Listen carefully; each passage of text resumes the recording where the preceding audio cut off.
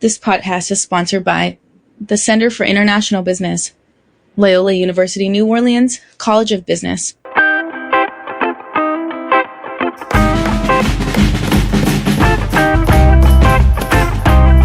Welcome to Gumbo of Opportunities, the podcast where we dive deep into the landscape of international business with a closer look at the state of Louisiana and New Orleans.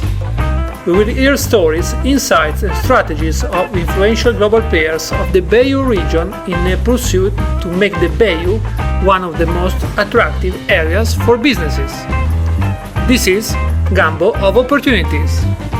Hello everyone, I'm Alessandro. Welcome everyone, my name is Gustavo Barboza. Welcome to this special episode of the podcast. We do something different today. Today we interview two students of the College of Business. Two students that recently came back from a J-term program, study abroad in Costa Rica. So the objective of this episode of the podcast, Gumbo Opportunities, will be to gather their feedback and share their experience towards all the other students of College of Business and in general, all the students that are listening to our podcast. Excellent. Yes, thank you, Alessandro. This is an amazing time. We are very excited about having the opportunity to talk to our students. Remember that the work that we do is for you, and today we just want to gain some extra knowledge after you have gone to Costa Rica, you have had experience to see firsthand how companies do business, cultural differences. And of course, this is one of the programs that we host at the College of Business. We have others such as study abroad in Thailand. We have done study abroad in Rome as well. We have, long-term programs, semester abroad, and or, exchange programs, even dual degrees with Andalusia, Spain currently.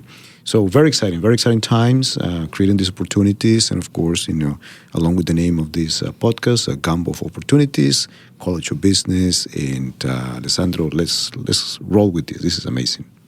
So welcome everyone to this episode. And let me introduce you the guests for today, Alexander Wilson and Amelia Sico.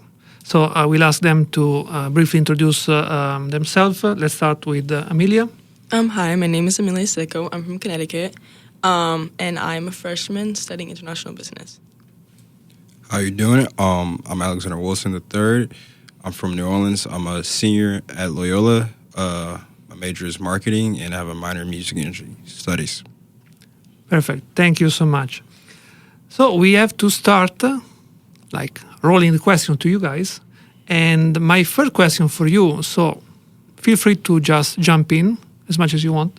It's just a very, very free and very informal platform that we are doing here. So we heard from Gustavo about a brief introduction regarding the J-term, the study abroad programs developed by the College of Business, thanks to also the collaboration of the Office of International Education. Now to you, what is, if you can explain to the listeners, what is in your opinion the study abroad program in Costa Rica? What is to you? To me, the study abroad program was a very educational experience to, see how life is for students and the workforce in Costa Rica, basically. We got a chance to see what, Costa Rica manufacture, what they're known for. They're known for their producing medical devices.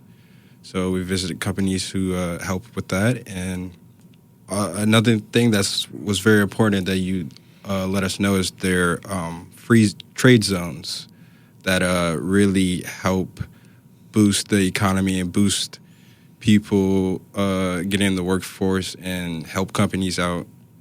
And Yeah, I remember I stole one of their free afternoon to do a seminar discussing with them free trade zones, discussing with them the meaning of foreign direct investment. So I'm glad that you picked up something and that was useful to all of you for the duration of the J-term, but in general for all your career here. So Amelia, what is to you?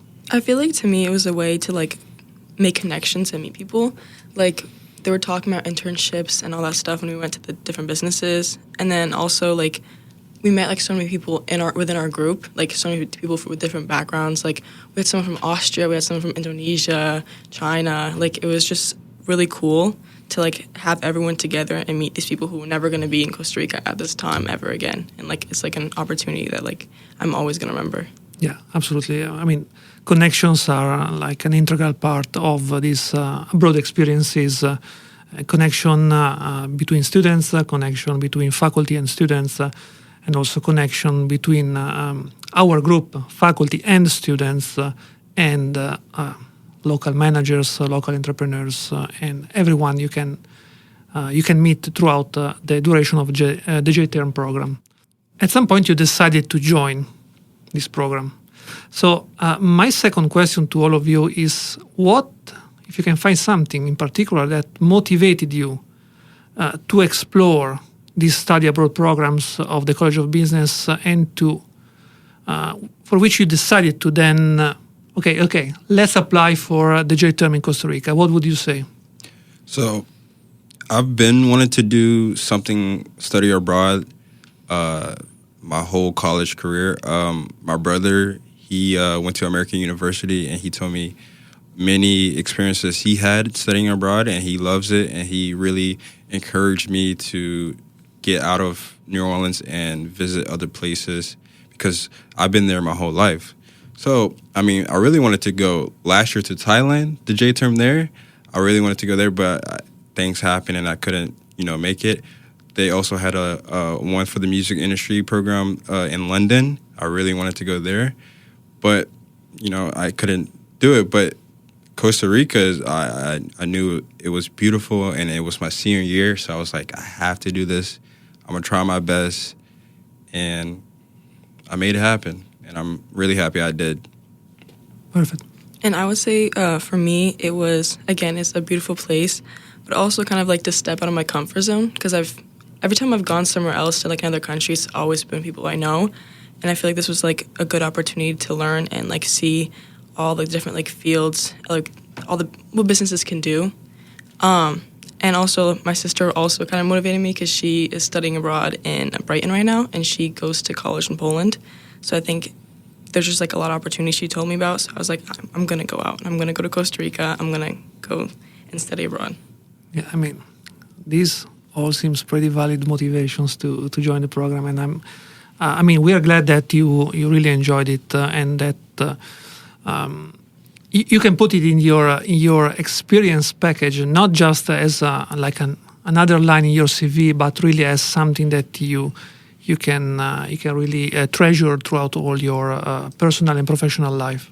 Yes, one thing that I'm hearing is the positive and transformational effect that such a program has, and this is what we're creating these programs to provide you with control opportunities where you can visit, understand, experience, be out of your comfort zone, yet be quite protected.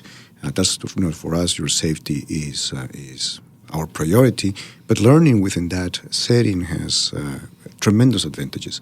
And so I'm very glad to hear that these programs and the work that Ale did in Costa Rica and that we did prior to the experience has been so positive to you. So kudos for doing it, for stepping out of your comfort zone and trying to to do it. And we hope that that this is the first of many as you continue maturing in your professional and academic careers. And thank you for Gustavo for this cue. So during these 10 days, we traveled a lot. We spent a lot of time visiting companies. We spent a lot of time also exploring the place, both together as a group and like you individually or in small group. So there has been a mix of different experiences with different layers of engagement, with different layers of newness, difficulty, and so on. So based on that, what do you think is to you both the most impactful experience that you have during the Costa Rica J-Term program? One that comes to mind is the cacao tour that we took in what part of Costa Rica? Jaco or more? Yeah, it's Aco. the region is Punta Arenas. So it's the province of Punta Arenas and the nearby area of Jaco. That's where you were, yes. Yes. So visiting that family-owned company or plantation, it was very like, I don't know how to explain it. It felt like I was in a dream. Getting there, switching from like, regular roads to like this dirt path and going through like the jungle pretty much, and then landing there and seeing, like hearing music and smelling food and seeing, just a positive place that seems like hasn't been touched by, like I don't know how to explain it, but it was just very pure. Mm-hmm. He also took a nap on Amacas, and I have a picture proving that. Another thing, it was like a wildlife sanctuary, basically. Like they we took this trail to this beautiful waterfall, double waterfall. It has like 2 waterfalls. We took this beautiful trail, and on the trail we saw the horse that was in the middle, who the tour guide basically explained that, like, this is their home, and they explore anytime they want. And I just thought it was really cool. Yeah, not every day you find like horses in the middle of a jungle forest, right? Correct. Maybe it happens in Costa Rica. I don't know. Costa Rica is known for having a lot of biodiversity and in a very small piece of land. And yes, you can see a lot within meters. So I'm very happy to hear that you went from the city, all of a sudden from a highway into a dirt road, and now you're in the middle of nowhere, literally, and you're back into nature, and that's very nice. I would probably say Cacao Santo also. I feel like they were very welcoming as soon as we got there, and like I think at one point, it was Victor. Victor, yes. Tour guide Victor, he said, I want you guys to feel like guests, not tourists. I want you to feel like you're home, not like you're just visiting a place. And they really did a good job of doing that. Like, they brought us around. Like, if we had any questions, they answered it. They gave us fruits in the beginning, too, which was really nice of them. And then, like, after, we were able to just, like, sit in the hammocks, like, the sun, like on us. And it was just, like, the music in the background, like, everyone talking, laughing. We had, like, the little dogs running around. And it was just, like, it was a really cool experience. Yeah. And something that is always hard to, to share in a podcast, or even when we shoot videos, is really the inner experience that we had in specific places, all the emotions that we felt in those places. I also wanted to add that we spent probably 3 hours completely barefoot. Yes. Because it was a funny episode, right? Yeah. I also want to mention I also learned about the spiritual connection with chocolate. Like, I didn't really knew that before about the history and what chocolate means to, indigenous people of that land and native people. So it was cool to learn about that. I also want to mention our trip to the university was also very eye-opening, because one thing I learned is that they, accept all ages, old to young. It's a big campus. Many people go there just to see the slots. Yes. So that was cool. Yes, I remember. I thought that message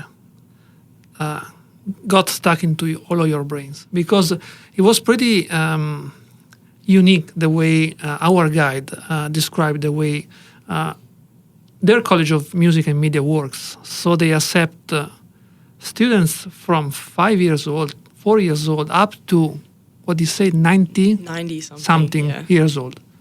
And so this diversity really kind of shows the way that specific university, University of Costa Rica, is not just a higher education institution, but is also a social institution supporting the development of all people, all ages. I also want to add in about Cacao Santo. They really like prioritize like the environment in a way, because he was like mentioning how like he was younger. They have like these trees where they make these bowls, and his dad used to like make little flasks out of it and take that to work.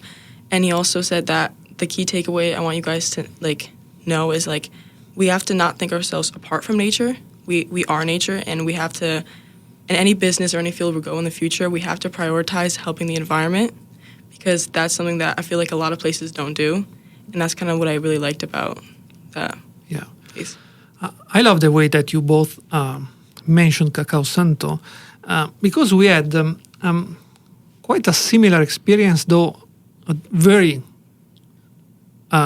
enormously different experience with Starbucks Hacienda Alsacia. We also saw a plantation, but the huge difference that I can see by you sharing your stories, you sharing your emotions, is that the component of the family business, the component of the welcoming environment, is really what makes, at the end of the day, the big difference between like visiting a small family-owned business farm compared to a multinational enterprise. Even though the multinational enterprise does not have those visual references that you would see like visiting, for example, Boston Scientific, right? Mm-hmm. So that really shows us the importance also, if you all allow me to say so, of family businesses, a segment of business organizations that always, not always, but most of the time is overlooked, but is fundamental. Fundamental not just in developing countries, in emerging economies like Costa Rica, but is fundamental everywhere. Especially because if we go look for the numbers, for the raw numbers, family business are like widespread for more than 90%, almost in every economy in terms of raw numbers. So I'm very glad that you implicitly mentioned this part, this element in your experience. Now, of course, we didn't do just like fun stuff like tours at the waterfalls. We also engage with different companies throughout our experience in Costa Rica J-Term. We visited a bunch of companies in different sectors, mainly medical devices sector, but also semiconductor sector. So my question to you, Amelia and Alexander, is how did visiting these companies change your understanding, the way of seeing things of how business works elsewhere in Costa Rica? Because we were in Costa Rica, but in general works different compared to here in the US. I noticed that like in basically every single business we went to, they were focusing more on like green technology, and like all of their stuff was like renewable sources, and they tried like focusing on like less waste. Like I know if like at Fortech we went there, and they were talking about how they recycle like lithium batteries and stuff like that, and they're trying to like help put that back out into the market, so it's not just being like thrown out like how it is in the U.S. And I feel like that's something that we have to start focusing more on, because it is a prevalent issue that is getting worse. And that's probably like the main thing I noticed.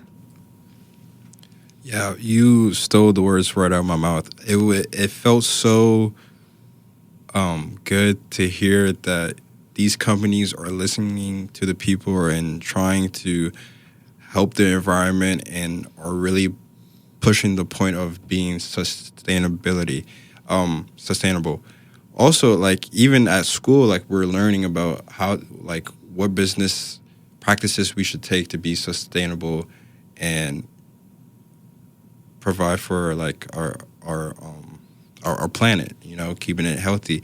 And you know, Costa Rica is known for their beautiful wildlife and, like you said, the biodiversity. So environment is very important to them. I mean, in the city, there's a river or like a waterfall like that flows through kind of, and like you could go anywhere and there's like a green area, you know. And it was very cool to learn how these companies are taking steps, and they're proving these steps because they have these, what did they mention again? The ISO, the certain certifications they have to reapply every year to make sure their company stays sustainable and are actually doing what they preach. Yeah. So it felt very good to learn that these companies are taking these steps. Also, it was crazy to learn how fast things can happen. Yeah, and I feel like on top of that, when we went to La Lima Business Park, they were talking about how like they go to the community and they try figuring out what like the community wants to see in like the business, and they try to like focus on what the community wants. We went to like a few different companies, and they were talking about how they host like events where they go and do beach cleanups, which I thought was a really like cool thing to do. I liked how they mostly focus on community and they focus on the environment.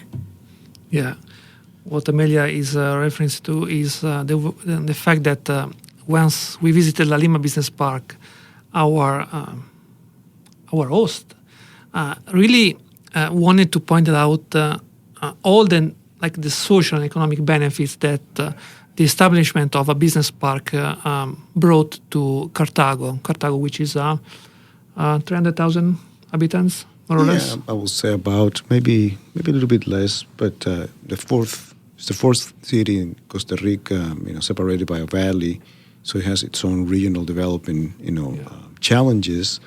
But it's a city that was initially the first capital of the country.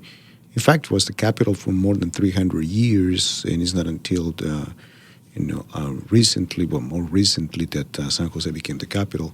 But from the initial colony, Cartago was the main city in Costa Rica. Yeah, and how the fact that Cartago was the area selected for the first free trade zone, how that spurred economic development, social development, and now also La Lima is trying to combine economic, social, and environmental positive externalities to keep improving the living condition of all the region, not just of the companies like inside the business park. So I'm glad, Amelia, that you also mentioned that, because it's another step that it's important to highlight in this episode. And so I guess you both already replied to this answer, but to this question, but I'm gonna answer it anyway. What about the cultural insights, the cultural takeaways that you brought home from your J term? Something that you can use maybe in your studies, maybe for your future career. When we visited Samtech, they have a area where workers can provide feedback and new ideas. And I thought that was very cool to see that companies are, taking feedback from their workers because they know the products best. But that kind of overall encompasses Costa Rica, I think, in general, is very community-driven, as we said. Yeah, that's a great example. Alexander, thanks for highlighting that. An example of how a company can really be horizontal in spurring innovative ideas, even though, of course, the company is vertical in its hierarchy, but still accepts and reward ideas coming from the bottom. I think that's a very important, if I may interject quickly, insight into the operations of these multinationals that want to keep that knowledge within the same company. So instead of having people going after the work to talk about what they're doing, they're bringing it directly into the company, so they make that be endogenous, and so the company can innovate. And Samtech is a company that has done that. They have not only brought the technology from abroad, but they have also been able to innovate. And I hope that you were able to see some of the machines that they develop in-house. And that's part of that big board that they have, and they put the notes and what can be done. A great experience on organizational performance of a company that wants to internalize that local innovation, which is a piece of research that we also advance at our center of international business. So very, very happy to hear that that's an insight that you're getting from this experience. I think probably an insight that I learned was probably partially what Alex said, and then also like again at La Lima they offered like doctors' offices, they offered like physical centers, and even when we went to the Starbucks plantation, they said for their workers they offer like an area if you have any kids, they offer like housing, they offer daycares, and I feel like they do that sometimes like in some businesses, but I feel like that's not. I don't know. They don't do it enough. Yeah, they don't do it enough. And I feel like also another thing is also the being more sustainable. I think, again, that's another thing that I feel like I'm definitely going to use in the future. Yeah. So in general, let's try to then wrap up your experience of the J term. So I want to ask you, how has this experience contributed to your personal and professional growth?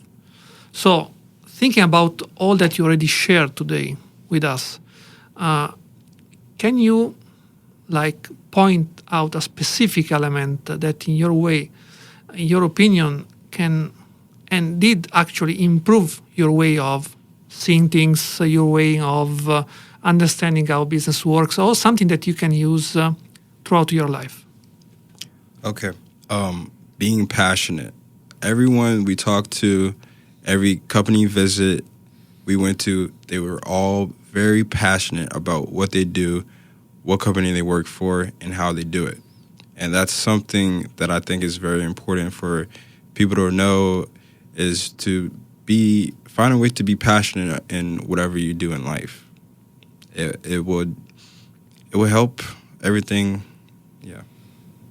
I feel like for me, it helped me kind of be more open, because I feel like in the past I've been more closed off and like more reserved, but like now I feel like, I don't know, I was able to kind of like be out more, be like making connections to people, and I also got to like actually see like how everything's run and like see all the different paths I can take in my career, and I think that was something that really helped me. That's why we try to set up these programs every year, and I'm really more than happy to hear your experience and to see you so much passionate about literally small things, but actually potentially big things that you brought home with you, apart from some gadgets, apart from local food and a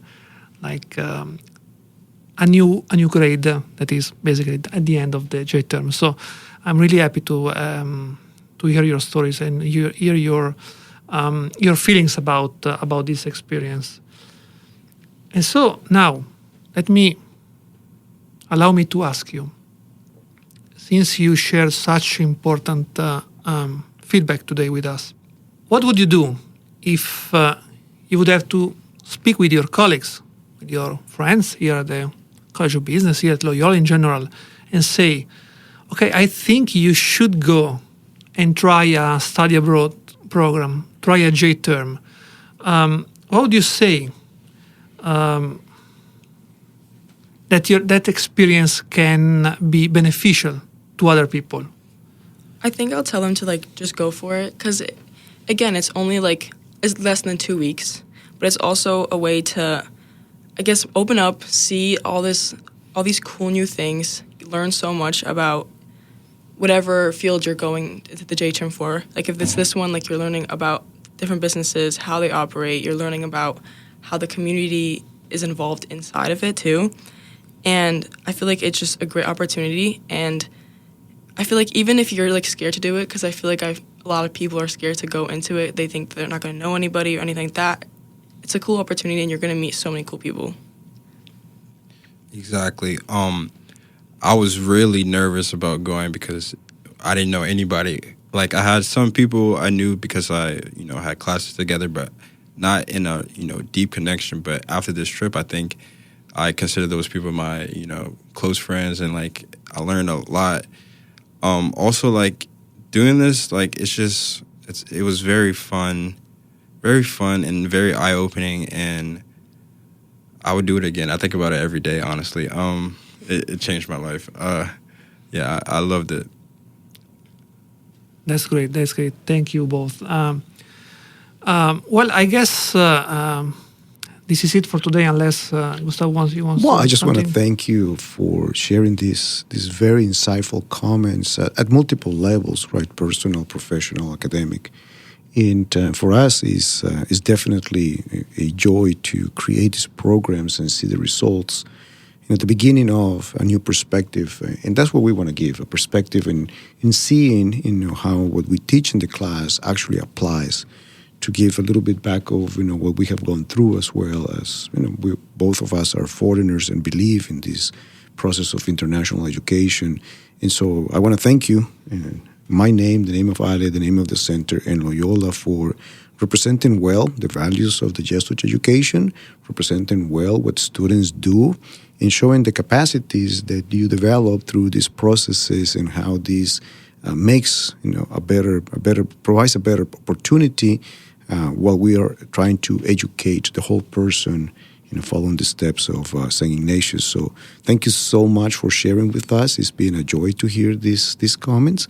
We are here to serve you in the best way that we can, and we hope that you continue to engage with the Center of International Business. And again, hope that this is the first of multiple trips that you will take. Yeah, Of course. Thank you for having us. Thank you. Thank you again, Alessandro and Amelia. It's been a very engaging journey, and I hope that what you experienced, this interview, this episode, also can be of inspiration to other students, and to break the uncomfortable zone that so much sometimes limits our choices and scares us into putting ourselves in opportunities, in situations that can lead us to great achievements and outcomes. So thank you both again for joining us. Thank you, Gustavo, for co-hosting. Thank you very much, Ali. Thank you for listening to Gambo of Opportunities, the podcast about international business of Southern Louisiana and New Orleans. Huge thanks to Farah, Oban, and all the staff involved for making this podcast possible. The music is New Orleans jazz guitar music by The Music Hive.